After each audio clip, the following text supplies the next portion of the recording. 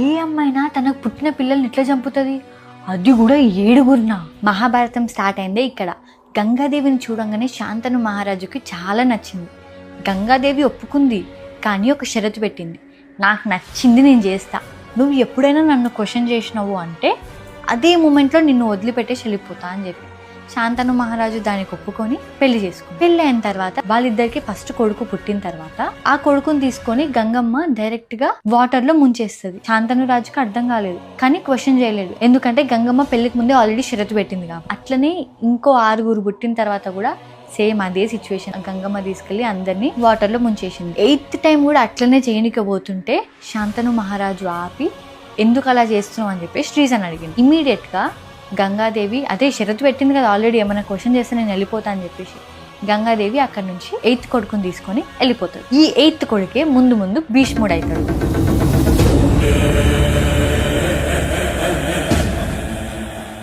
ఒక శాపం వల్ల భీష్ముడు పుట్టిండా?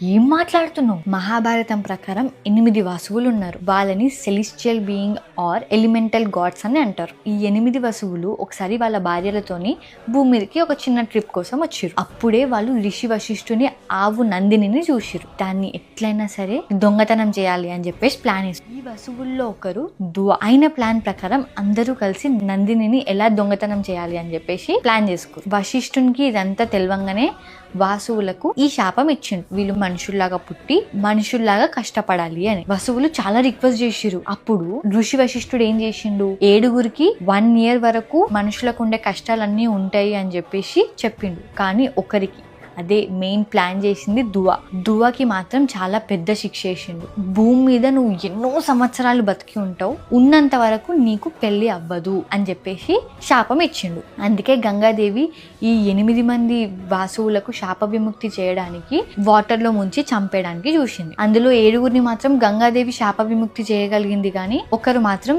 మిగిలిపోయారు.